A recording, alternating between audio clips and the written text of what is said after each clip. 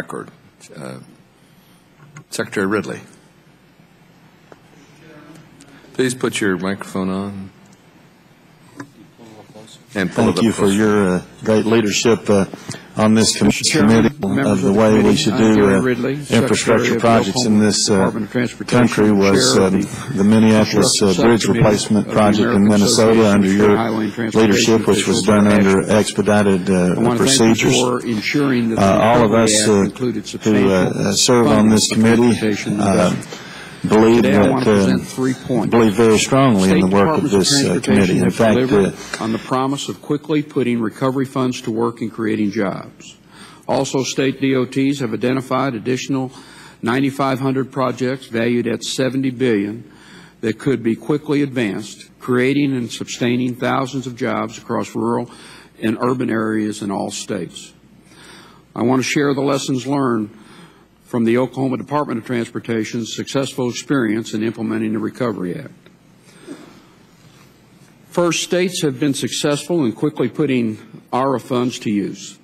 As part of this, this past Monday, according to Federal Highway Administration, more than $21 billion, almost 80% of the ARRA highway dollars have been obligated, with some 5,400 highway projects valued at $14 billion under construction in every part of the country. And 95% of these projects approved by the federal government or obligated have moved quickly to bid and 81% to contract award. Hiring, material, and equipment orders begin once contractors know they are the successful bidder. The funding made available by the Recovery Act is having a positive effect on jobs and the economy. AASHTO recently completed a survey of its members to assess additional transportation projects that states could quickly get underway, obligated in 120 days and put out to bid and under construction shortly thereafter. States identified an additional 9,500 highway, bridge, transit, port, rail, and aviation projects, again worth over $70 billion, that if funded could be used to create these hundreds of thousands of jobs across the country. Finally, I'd like to share a few lessons learned from the Oklahoma Department of Transportation's successful experience in implementing the Recovery Act and getting projects out the door and on the ground quickly. Oklahoma received $465 million in stimulus money for transportation projects. I am pleased to report that we have obligated 90% of our highway funds earlier this month and have 83% under construction and 13% are completed. We have moved much faster than the law required. We attribute our success to two critical components. Early planning. We began preparations several months in advance of the legislation, undertaking engineering work, coordinations with our MPOs and county commissioners to select projects to advance if funds became available. In order to comply with the enhanced transparency, accountability, and oversight requirements, we implemented an intensive risk management strategy. Under this approach, for example, we only allowed ARRA funds to be used for direct construction, and we split funded projects so that any cost overruns, change orders would be funded by other sources. I want to add that we have used the ARRA funds for a number of large, complex, multi-million-dollar projects as well as for smaller, simpler rehabilitation projects. One large project in Oklahoma is a $70+ million improvement to Interstate I-244 in downtown Tulsa. This project required closure of the interstate to facilitate pavement replacement, and the rehabilitation or replacement of approximately 40 interstate bridges.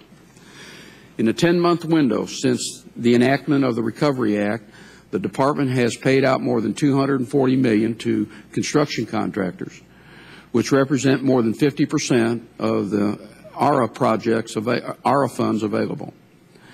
We have and just completed an annual rebalancing of our 8-year construction work program. Because of the ARRA funds, we were able to accelerate many projects, thus creating an ARRA domino effect, if you will, that accelerates other projects in the 8-year program to completion well ahead of their existing schedules and enables us to advance new critical projects into the program. Thank you, Mr. Chairman and members of the committee, for including transportation funding in this Recovery Act and your leadership and commitment to the nation's transportation infrastructure. The Recovery Act has clearly demonstrated that transportation infrastructure investment delivers jobs and boosts to the economy. In-state DOTs have, again, proven that we can deliver on our commitments.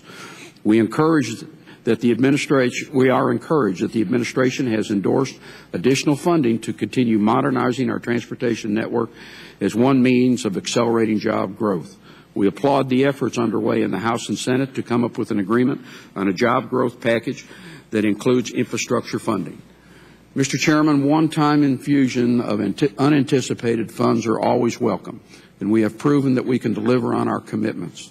However, I would be remiss if I did not mention the need for a growing, consistent, long-term federal investment strategy that identifies and considers all possible revenue sources. I'd be pleased to answer any questions you may have. I want to thank you for that comment. You are not remiss. You have done the right thing. That's what we need to do. It's what the Congress needs to do. I'll send your statement to the White House.